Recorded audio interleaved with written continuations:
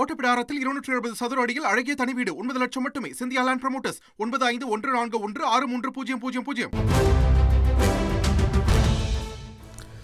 வியாசர்பாடியில் தீ விபத்தால் பாதிக்கப்பட்ட மக்களுக்கு உதவச் சென்ற தாவேகா நிர்வாகிகளை போலீசார் தாக்குவதா என்று தமிழக வெற்றிக் கழக தலைவர் விஜய் கடும் கண்டனம் தெரிவித்து அறிக்கை வெளியிட்டிருக்கிறார். விவரங்களை வழங்க இணைகிறார் செய்தியாளர் மணிகண்டன். வணக்கம் மணிகண்டன். தாவேகா தலைவர் விஜய் வெளியிட்டிருக்கக்கூடிய அறிக்கையில் என்னென்ன விஷயங்களை குறிப்பிட்டிருக்கிறாரு, விவரங்களை பதிவு பண்ணுங்க.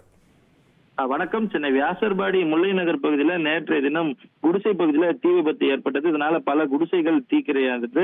இந்த நிலையில உடனடியாக தீயணைப்பு வாகனம் அங்கு சென்று அங்க இருக்கக்கூடியவர்களை மீட்டு தற்காலிகமாக ஒரு பள்ளி முகாம்ல தங்க வைத்திருக்கின்றனர். இந்த நிலையில நேற்று அந்த பகுதியில உடை, போர்வை, உணவு அடிப்படையில மக்களுக்கு வழங்குவதற்காக சென்ற தமிழக வெற்றிக் கழக நிர்வாகிகள் காவல்துறையினர் தடுத்து நிறுத்தி தாக்கியதாக காலை செய்திகள் வெளியான நிலையில் இதை கண்டித்து தமிழக வெற்றிக் கழகத்துடைய தலைவர் விஜய் அறிக்கை வெளியிட்டிருக்கிறார்.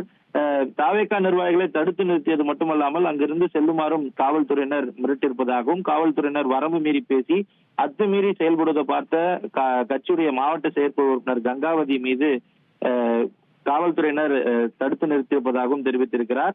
அது மட்டுமல்லாமல் உடனடியாக அங்கிருந்து கீழே தள்ளிவிடப்பட்டவரால் தமிழ்ச்செல்வி ஆடையை காவல்துறையினர் பிடித்து இழுத்து தள்ளிவிட்டிருக்கிறதாகவும், காயமடைந்த கட்சியின் உறுப்பினர்கள் ஸ்டான்லி அரசு மருத்துவமனையில் அனுமதிக்கப்பட்டிருப்பதாகவும் தெரிவித்திருக்கிறார்.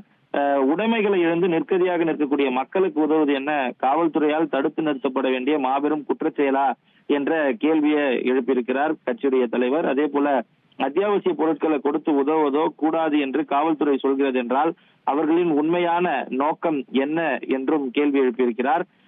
பெண் நிர்வாகிகளை பூட்ஸ் காலால் வயிற்றில் எட்டி உதைப்பதையும், ஆடையை பிடித்து அந்த ஆடை கிழியும் அளவிற்கு அவர்களை இழுத்து தள்ளிவிடும் காவல்துறையின் செயலை முதலமைச்சர் மு.க. ஸ்டாலின் அவர்கள் ஏற்றுக்கொள்கிறாரா என்ற கேள்வியையும் முன்வைத்திருக்கிறார். அது மட்டுமல்லாமல் அவர்களின் ஆடையை கிழித்தும் அராஜகமாக இழிவாகத்தான் நடத்த வேண்டும் என்று முதலமைச்சர் அவர்கள் தன் கட்டுப்பாட்டில் உள்ள காவல்துறைக்கு உத்தரவிட்டுள்ளாரா என்ற கேள்வியையும் முன்வைத்திருக்கிறார்.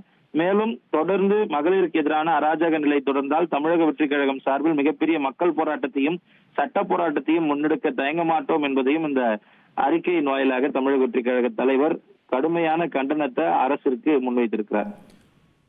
நன்றி மணிகண்டன், உங்களுடைய தகவல்களுக்கு. ஓட்டப்பிடாரத்தில் 270 சதுர அடியில் அழகிய தனி வீடு 9 லட்சம் மட்டுமே. Scindia land promoters 9514163000.